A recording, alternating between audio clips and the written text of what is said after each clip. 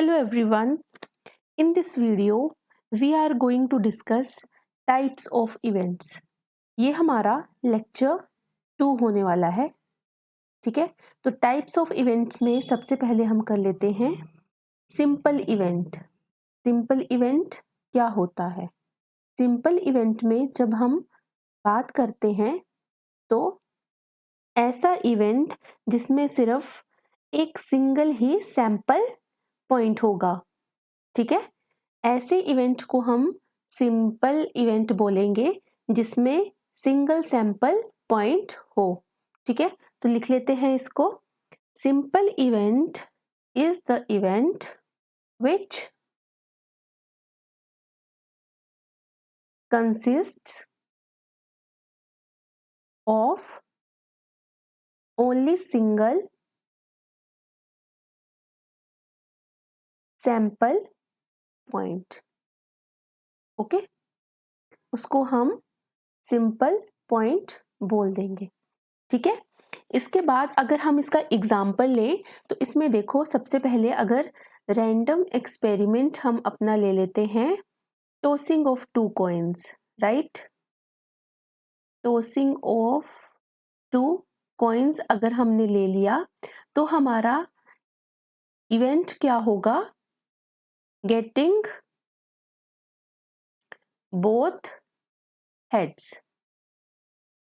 ठीक है। ये हमारा इवेंट जो है वो हमने ले लिया getting both heads.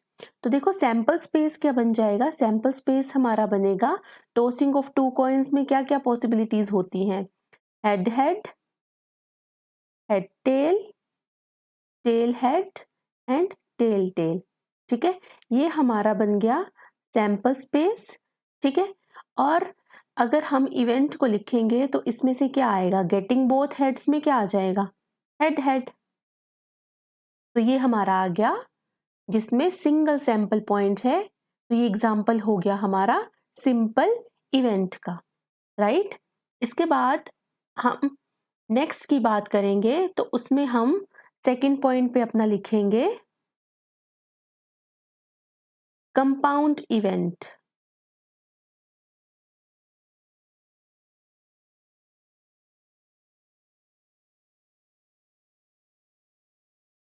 Compound event में क्या होता है?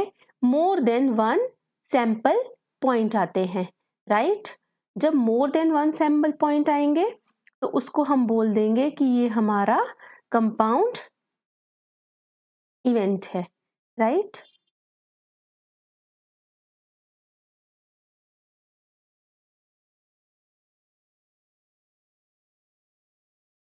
More than 1 sample point, right.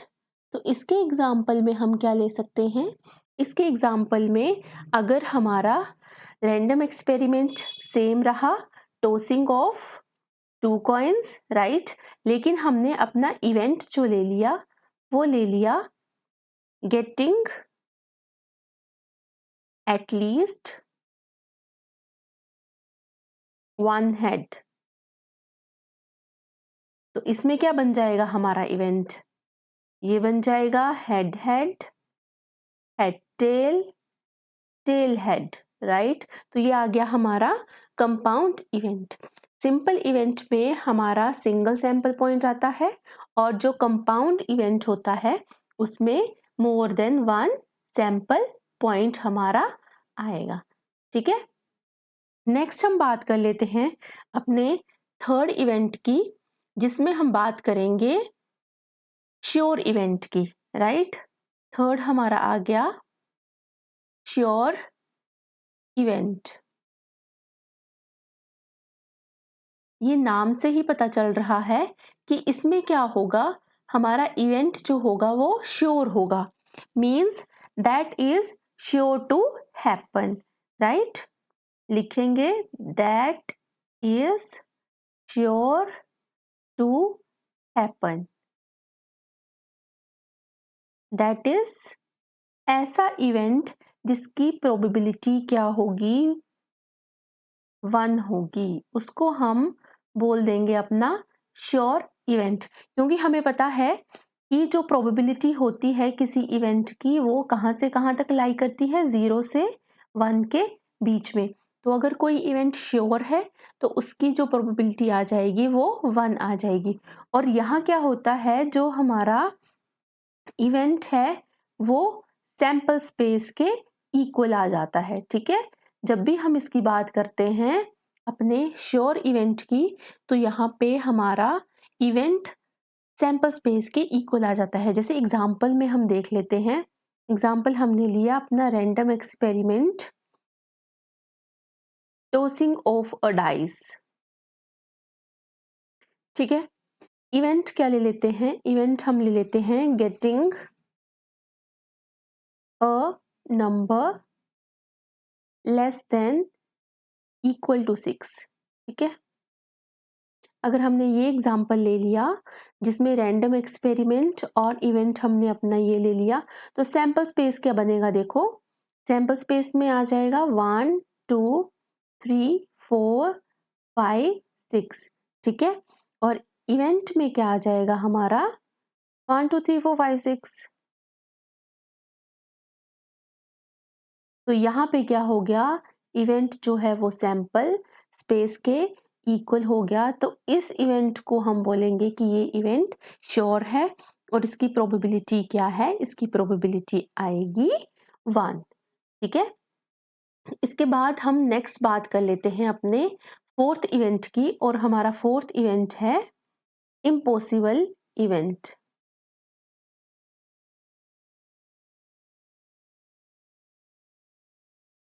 इसमें क्या होता है कि that is impossible to happen. हम क्या लिख सकते हैं इसमें, जिसका होना इम्पॉसिबल हो, राइट। लिखेंगे that is impossible to happen. अब इसमें देखो दैट इज, अब इसकी क्या प्रोबेबिलिटी आ सकती है, सोचो एक बार, प्रोबेबिलिटी ऑफ इम्पॉसिबल इवेंट क्या आएगी, इसकी आएगी 0। ठीक है, क्योंकि क्या होगा, इवेंट में क्या आ जाएगा हमारा, ब्लैंक आ जाएगा, खाली, या इसको 5 भी लिख सकते हैं हम। ओके,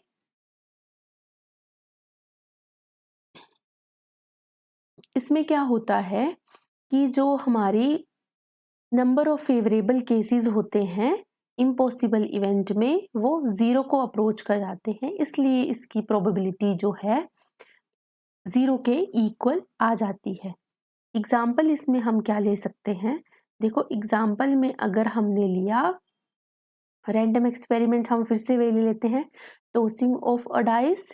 ठीक है, टॉसिंग ऑफ अ डाइस ले लिया, लेकिन इसका इवेंट अगर हम ले लें, इवेंट में ले लेते हैं हम getting a number greater than equal to 7। तो क्या आ जाएगा, ई में क्या आएगा, 5 आएगा ना, कुछ भी नहीं आएगा। ठीक है, तो इसलिए जो श्योर इवेंट है उसकी प्रोबेबिलिटी 1, और जो इम्पॉसिबल इवेंट है उसकी प्रोबेबिलिटी क्या होती है, 0। राइट, ये आ गए हमारे 4 इवेंट्स। इसके बाद हम अपने नेक्स्ट इवेंट की बात कर लेते हैं। नेक्स्ट इवेंट है हमारा equally likely events. Equally likely events, इसमें क्या होता है, हम इवेंट्स को कब इक्वली लाइकली बोलेंगे। ठीक है, तो हम डेफिनेशन लिख लेते हैं, उससे हमें समझ में आ जाएगा कि हम इवेंट्स को कब इक्वली लाइकली बोल देंगे। 2 or more events are said to be equally likely if all the events are equally likely to occur। इसका क्या मतलब हुआ? इसका मतलब हुआ कि दो और दो से ज्यादा इवेंट्स को हम इक्वली लाइकली तब बोलते हैं जब सारे इवेंट्स जो भी होंगे वो हमें ऐसा लगेगा कि वो इक्वली अकर करेंगे। ठीक है, जैसे मान लेते हैं कि ए एंड बी हमने दो इक्वली लाइकली इवेंट्स ले लिए। ठीक है, तो इसमें क्या होता है, जो प्रोबेबिलिटी होती है ए की वो प्रोबेबिलिटी ऑफ बी के इक्वल आ जाती है। ठीक है, तो इसमें हम ये याद रखेंगे कि इक्वली लाइकली इवेंट्स में प्रोबेबिलिटी ऑफ ए जो है वो प्रोबेबिलिटी ऑफ बी के इक्वल आ जाती है। इसमें एग्जांपल देखो, एग्जांपल में क्या है कि अगर हमारा random experiment tossing of a coin है, ठीक है, तो सैंपल स्पेस क्या बनेगा इसका? इसका सैंपल स्पेस बन जाएगा हेड आएगा या फिर टेल आएगा, राइट। अगर हमने इवेंट ले लिया गेटिंग अ हेड, ठीक है, तो इसमें क्या बन जाएगा? सिर्फ हेड ही आएगा। और अगर हमने दूसरा इवेंट ले लिया एफ गेटिंग अ टेल, ठीक है, तो इसमें क्या आएगा? ओनली टेल आ जाएगा। ठीक है, तो इसमें अब देखो प्रोबेबिलिटी ऑफ ई कितनी है? 1/2, और वो किसके इक्वल है? प्रोबेबिलिटी ऑफ एफ के। तो यहाँ पे हम क्या बोल सकते हैं? Here both E and F R equally likely. ठीक है, समझ में आया यहाँ तक? इक्वली लाइकली इवेंट्स में हमने प्रोबेबिलिटी, एक इवेंट की प्रोबेबिलिटी दूसरे इवेंट के इक्वल कर देनी है। ठीक है, एक एग्जाम्पल तो हमने ये ले लिया इसका। अब एक सेकंड एग्जाम्पल भी हम ले लेते हैं। ठीक है, जिसमें देखो सेकंड एग्जाम्पल में हम लेंगे रैंडम एक्सपेरिमेंट, हमने ले लिया थ्रोइंग अ डाइस। अब इसमें क्या सैंपल स्पेस बनेगा? 1 2 3 4 5 6। ठीक है, एक इवेंट ई लेना है और एक इवेंट एफ लेना है। ठीक है, इसमें ले लेते हैं गेटिंग एन ओड नंबर, और इसमें ले लेते हैं हम गेटिंग एन इवन नंबर। ठीक है, ऐसे ले लिया हमने। तो इसमें क्या आ जाएगा? 1 3 5, और इसमें आ जाएगा 2 4 6। ठीक है, तो इसमें देखो प्रोबेबिलिटी ऑफ ई जो है वो कितनी आ जाएगी? 3/6 which is equal to 1/2 which is equal to probability of F के। तो यहाँ पे भी हमने क्या बोल दिया कि both E and F R equally likely events, right. तो ये हमारा हो गया इक्वली लाइकली इवेंट्स। अब इसके बाद देख लेते हैं हम जो हमारा नेक्स्ट इवेंट आने वाला है उसको हम बोलते हैं एग्जॉस्टिव इवेंट। ठीक है, नेक्स्ट इवेंट हमारा है एग्जॉस्टिव इवेंट। इसमें क्या होता है? इसमें भी हम सबसे पहले डेफिनेशन लिख लेते हैं, फिर आगे हम डिस्कस करते हैं विद एग्जाम्पल्स। ठीक है, तो यहाँ पे आया, हमने लिखा कि अगर लेट कर लेते हैं हम E1 E2 E3 up to so on En क्या है? Be the n events of some random experiment। ठीक है, अगर हमने E1 E2 up to En अपने n इवेंट्स ले लिए किसी रैंडम एक्सपेरिमेंट के, then we will say that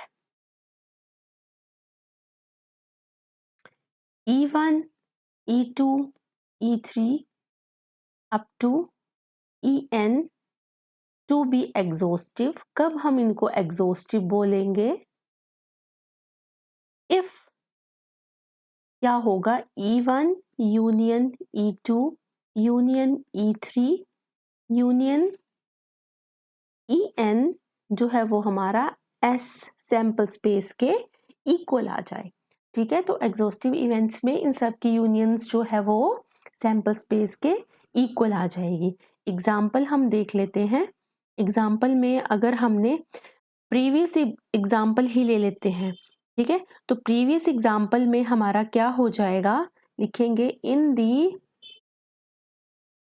previous example अगर हम E यूनियन F करें, दोनों का यूनियन करें तो वो सैंपल स्पेस के इक्वल आ जाता है। ठीक है, जैसे देखो ये एग्जाम्पल हमने किया, इसमें ई इवेंट क्या है हमारा, ई इवेंट है हमारा गेटिंग एन ओड नंबर। ठीक है, और जो हमारा एफ है वो क्या है, गेटिंग एन इवन नंबर। तो इसमें हमने देखो 1 2 3 4 5 6 में से 1 3 5 लिया और ओड के बाद इवन में हमने लिया 2 4 6। तो जैसे हम इनका यूनियन करेंगे, यूनियन करने के बाद हमारा ये एस के इक्वल आ जाता है, राइट। तो ये हमारे हो गए एग्जॉस्टिव इवेंट्स। एग्जॉस्टिव इवेंट्स हम कब बोलते हैं, जब उनकी यूनियन जो है वो सैंपल स्पेस के इक्वल आ जाए। तो यहाँ पे हम क्या लिख सकते हैं, इसका मतलब हुआ कि E and F are exhaustive events। ठीक है, यहाँ तक आई होप आपको समझ में आ गया होगा। इसके बाद एक जो नोट करने वाली बात है यहाँ पे वो ये है कि अगर स्टार मार्क कर लो इसको, अगर A यूनियन B जो है वो S के इक्वल आ जाता है, ठीक है, और यहाँ पे हमें क्या पता है कि A और V जो हैं हमारे एग्जॉस्टिव इवेंट्स हैं, तो probability of A union B इसके इक्वल हो जाएगा प्रोबेबिलिटी ऑफ S के, और वो इक्वल हो जाएगा 1 के। तो इसका मतलब हुआ कि जो प्रोबेबिलिटी है A यूनियन B की वो 1 के इक्वल आ जाती है। ठीक है, कब आती है, जब A और B हमें एग्जॉस्टिव इवेंट्स दिए होंगे। यहाँ पे लिख लेते हैं A एंड B जो हैं वो एग्जॉस्टिव इवेंट्स हैं हमारे। ओके, ठीक है, अब देखो इसका भी हमें फॉर्मूला पता होता है, तो जहाँ ज़रूरत पड़ेगी वहाँ हम उसको यूज़ कर लेंगे। इसको लिख सकते हैं probability of A plus probability of B minus probability of A intersection B which is equal to 1। तो दोनों में से हम कोई भी फॉर्मूला यूज कर सकते हैं क्वेश्चंस में, राइट। तो जैसे अगर हमने एग्जॉस्टिव इवेंट किया ही है तो इसमें अब हम एग्जाम्पल भी कर लेते हैं। ठीक है, क्वेश्चन कर लेते हैं। जैसे गिवन है let A B are exhaustive events, ठीक है, such that probability of A is equal to given है हमें 0.7 एंड प्रोबेबिलिटी ऑफ B हमें गिवन है 0.5, then probability of A intersection B हमसे पूछा गया है। ठीक है, तो इसमें हमने कौन से वाला कॉन्सेप्ट अपना यूज करना है, यही वाला कॉन्सेप्ट जो हमने अभी डिस्कस किया। ठीक है, क्योंकि यहाँ पे हमें A एंड B जो है वो क्या गिवन है, एग्जॉस्टिव। ठीक है, तो यहाँ पे देखो ये वाला फॉर्मूला यूज कर लो, probability of A plus probability of B minus probability of A intersection B is equal to 1। बस वैल्यूज पुट करनी है। यहाँ पे देखो 0.7 plus 0.5 minus probability of A intersection B which is equal to 1। जैसे हम इसको सॉल्व करेंगे तो ये आ जाएगा 1.2 minus 1 is equal to probability of A intersection B, और probability of A intersection B हमारे पास आ गया 0.2। ठीक है, तो ये हमारा इसका आंसर हो गया क्वेश्चन का। इसी तरह से अगर एक और क्वेश्चन हम कर लेते हैं, तो नेक्स्ट क्वेश्चन है हमारा, देखो question, consider the sample space